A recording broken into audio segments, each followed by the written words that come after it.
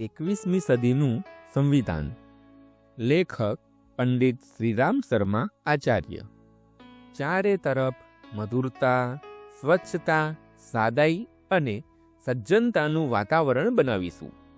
આપણે આપણી પોતાની અને બીજાઓની દ્રષ્ટિમાં સજ્જનતા અને નમ્રતાથી પરિપૂર્ણ એક શ્રેષ્ઠ મનુષ્યની જેમ પોતાનું આચરણ અને વ્યક્તિત્વ બનાવી શકીએ તો મનુષ્યતાની પ્રથમ કસોટીમાં ઉત્તીર્ણ થયા એમ સમજવું જોઈએ.